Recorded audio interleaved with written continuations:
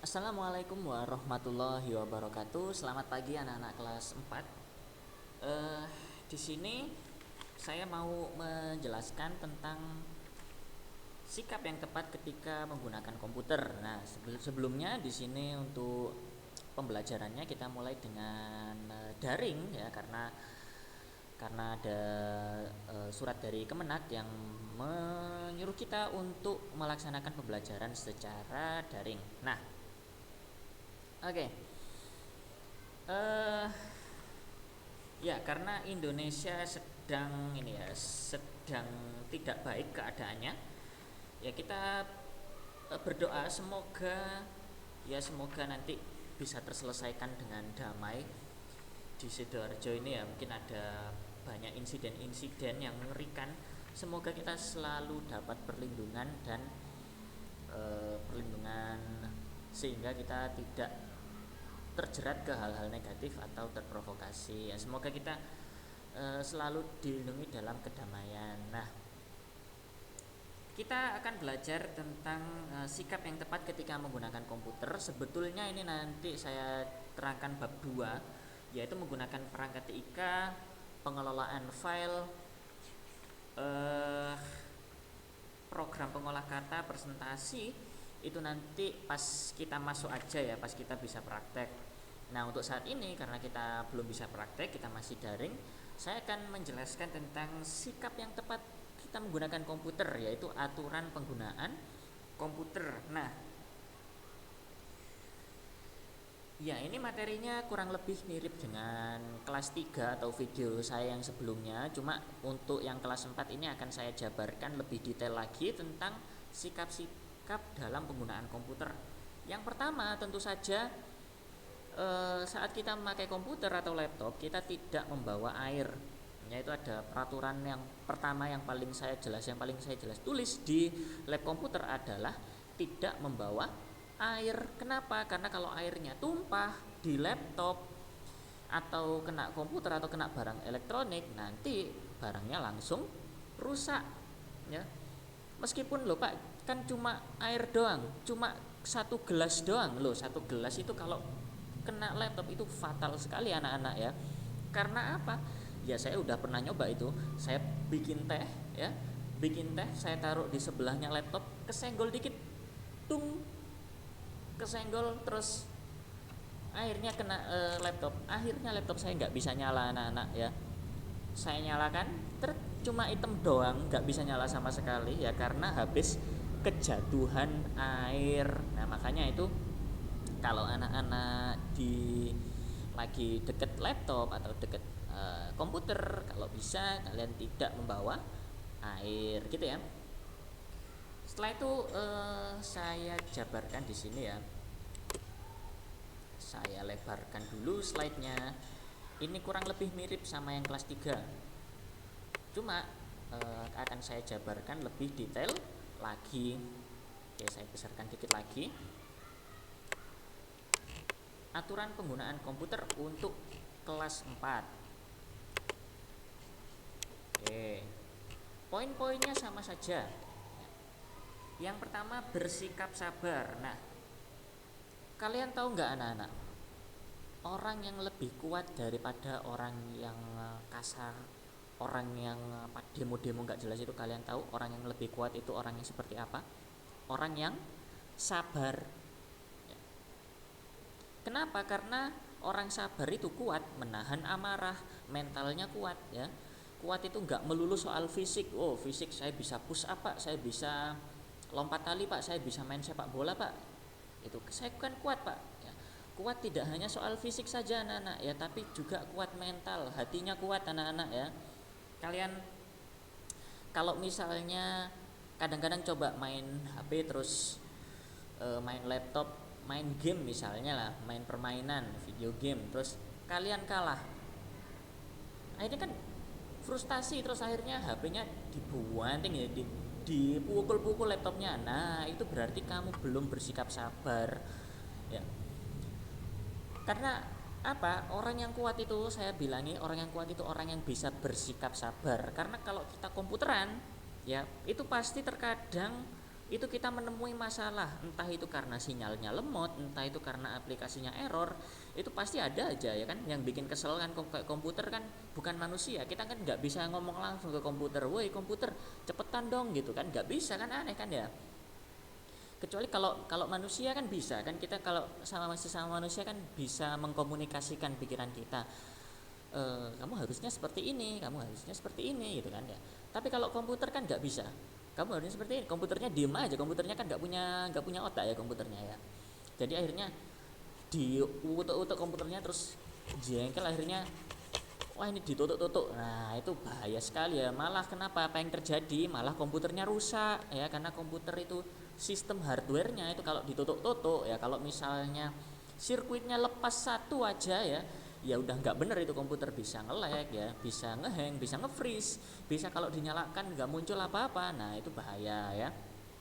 Kadang kalau misalnya layarnya ditutup-tutup, layarnya bisa pecah, layarnya bisa muncul garis-garis hijau, layarnya bisa crack, layarnya bisa patah dan lain sebagainya. Itu perlu diperhatikan ya, harus bersikap sabar. Yang kedua, tidak mencontek ya. Jadi karena kalian udah kelas 4, kalian saya rasa udah mulai bisa berpikir sedikit ya, istilahnya mulai bisa berpikir secara mandiri. Kalau ada bisa melakukan sedikit penalaran. Beda sama kayak anak kelas 1, beda ya. Kalau misalnya kelas 1 kan masih harus dituntun, istilahnya kayak hari ini kita ngapain, hari ini dibuka halaman segini, bukunya yang apa, bukunya yang ini ditulis di mana, ini ditulis di sini. Kalau misalnya bukunya nggak cukup bisa di bawahnya. Nah gitu kan, beda kan pertanyaannya sama anak kelas 4, udah mulai sedikit kritis ya. Pak, kadang-kadang ada anak kelas 4 tanya gitu kan, Pak komputer terbuat dari apa loh kan, gitu kan, udah mulai kritis gitu kan ya, udah mulai kritis, udah mulai bisa berpikir, bisa menalar gitu kan. Nah di dalam poin ini tidak mencontek itu maksudnya saat kalian mencari jawaban dari internet itu kalian nggak hanya maksudnya nggak hanya mencontek saja, maksudnya kalian pahami yang kalian tulis itu apa, kalian pahami. Misalnya sifat-sifat terpuji, sifat-sifat terpuji ada 4, sidik, amanah, tablik, fatonah, itu artinya apa. Nah itu kalian cari di internet kan ada, terus kalian tulis. Tapi kalau kalian tidak pahami ya percuma gitu kan, sama aja kayak misalnya kalian pakai kalkulator tapi kalian nggak tahu caranya perkalian. Misalnya 10 kali 3, kalian pakai kalkulator 30, ditulis 30, bener akhirnya kan jawabannya 100. Kan guru bisa tahu kan, oh ini jawabannya 30, 100. Tapi kan guru nggak tahu kalian ngitung itu pakai pikiran kalian sendiri atau pakai kalkulator. Kalau pakai kalkulator kan cepet, teknologi kan yang kerja buat kita. Tapi kalau teknologi kerja buat kita, kita nggak kerja sendiri akhirnya. Kita jadi nggak tahu caranya ngitung gimana. Kita perkalian 10 kali 3, itu artinya ya 10 tambah 10 tambah 10, artinya 10-nya 3 kali gitu ya anak-anak ya. Kalau 10 kali 4 berarti 10-nya 4 kali gitu ya anak-anak ya. Nah jadi gitu ya caranya untuk mengembangkan kemampuan kita dalam berteknologi ini. Kita gak hanya nulis saja anak-anak, kalian harus memahami yang kalian tulis itu apa. Selanjutnya bertanggung jawab. Kalau misalnya kalian utek-utek komputer tapi misalnya agak kasar dikit ya kan, Pak tangan saya gatel Pak, saya pengen ngutek-ngutek, akhirnya tombolnya lepas satu misalnya, ya nggak apa-apa, kalian bilang ke saya aja, Pak tombol keyboardnya lepas satu ya, nanti saya pasangkan lagi gitu kan. Kalau asal masang takutnya tambah lepas banyak gitu kan misalnya ya. Itu namanya bertanggung jawab. Kalau misalnya salah ya bilang gitu kan. Kadang-kadang saya juga kalau salah ya bilang gitu kan ke Pak Kepala Sekolah, misalnya saya nyalakan tombol lampu tapi tangan saya terlalu nekannya kadang terlalu keras gitu misalnya, sampai tombol lampunya stuck atau apa ya istilahnya, nggak bisa ditekan lagi misalnya. Nah itu ya saya bilang Pak Kepala Sekolah, Pak ini lampunya rusak, ini karena saya tekannya terlalu neken gitu misalnya. Itu namanya bertanggung jawab ya. Harapan saya anak-anak kelas 4 bisa semuanya bisa bertanggung jawab gitu ya. Yang keempat, kita bisa menggunakan waktu dengan bijak, karena saya rasa anak-anak di sini ada beberapa yang sudah punya HP sendiri ya. Nah itu kalian harus bisa ngatur waktu anak-anak, nggak sepanjang hari main HP toh ya gitu kan ya. Kenapa? Ya karena kalian kalau ada tugas dari guru, kalau ada tugas dari tempat ngajinya gitu mungkin misalnya ya. Terus kalau misalnya ada ekstrakurikuler, waktunya tempat ngaji, waktunya kalian aktivitas kegiatan kalian, atau mungkin ya yang ikut lomba, yang latihan lomba dan lain sebagainya, yaitu kalian bisa menggunakan waktu dengan bijak. Kalau udah waktunya ngerjakan tugas, kalian ngerjakan tugas ya. Nggak boleh sampai waktunya tugas wis nanti aja saya mau main dulu, saya mau nonton film dulu, saya habiskan. Wah, nanti tugasnya nggak selesai. Kalian keasikan nonton film sampai malam, tengah malam, akhirnya ketiduran, besok paginya lu tugas saya lupa gitu kan, akhirnya tugasnya PR. Akhirnya kemarin ada berapa anak tuh ya, Pak Afid minta tanda tangan loh, minta tanda tangan karena apa? Karena nilainya turun. Nah gitu kan ya, itu karena apa? Karena kalian tidak menggunakan waktu dengan bijak ya. Jadi harus diperhatikan tuh ya, harus diperhatikan apa namanya istilahnya, balance, seimbang ya. Kalau misalnya waktunya ngerjakan tugas ya mengerjakan tugas, waktunya refreshing ya refreshing gitu ya. Jadi harus seimbang, jadi nggak full refreshing ya. Kalau full refreshing ya tugasnya nggak selesai gitu ya. Selanjutnya, belajar dengan teknologi, kita bisa mencari informasi baru untuk teknologi ya.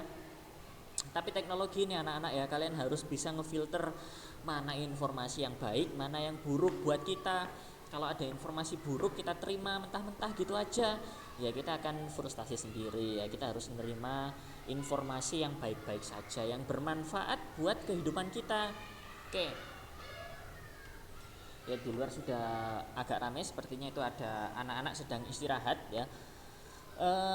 Yang terakhir, kita bisa melindungi privasi dan bersikap ramah. Karena apa? Karena internet itu anak-anak ya, semua orang itu bisa ngakses internet ya. Zaman sekarang internet, kalian punya uang 5.000 aja udah bisa, pulsa 5.000 udah bisa beli internet satu hari gitu kan ya, bisa beli kuota dikit, nah misalnya gitu. Tapi dengan catatan itu berarti semua orang bisa ngakses internet,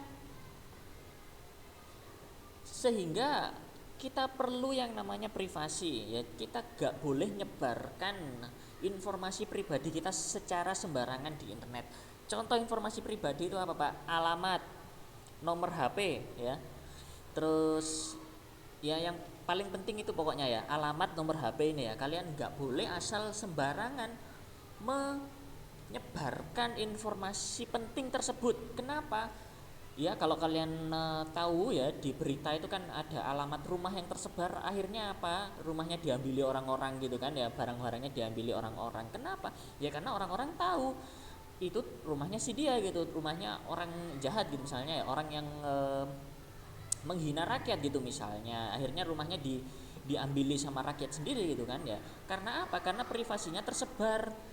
Ya bayangkan kalau itu rumah kalian, nah terus tiba-tiba dijarah sama orang lain, nah itu kan bahaya sekali. Makanya kalian harus melindungi privasi dengan tidak menyebarkan informasi sensitif ke internet ya, terutama alamat sama nomor HP. Kalau nomor HP kenapa Pak? Nomor HP kan enak kan Pak, kita bisa bersosialisasi, kita bisa punya banyak temen. Nah ya kalian harus hati-hati, karena di luar sana itu gak hanya orang baik aja, ada orang jahat di luar sana. Karena orang jahat itu bisa ngakses internet juga ya, termasuk ngechat kalian yang aneh-aneh gitu misalnya ya, ngechat, ngajak ketemuan dan lain sebagainya. Itu kan bahaya sekali ya. Dan itu privasi ya, itu ranah privasi dan itu sangat-sangat berbahaya. Kalau bisa, kalau ada kalian nemu nomor tidak dikenal, langsung aja kalian abaikan aja. Kita tidak perlu ditanggapi sama sekali ya, karena kalau diabaikan orang itu ya nggak terus kontak gitu kan ya. Kadang ada orang itu kayak punya nomor terus akhirnya nomornya ditelepon bolak-balik ya, karena iseng gitu kan, akhirnya kita kan terganggu. Makanya harus terlindungi privasinya ya. Demikian untuk pembelajaran dari saya, semoga kita semua selalu dilindungi. Dan udah bel ya, semoga kita semua selalu dilindungi. Dan ilmu yang saya sampaikan semoga bermanfaat dan barokah. Kurang lebihnya mohon maaf. Nanti untuk tugasnya nanti saya kirim grup WA, untuk sistemnya juga saya kirim di grup WA. Saya akhiri, wassalamualaikum warahmatullahi wabarakatuh.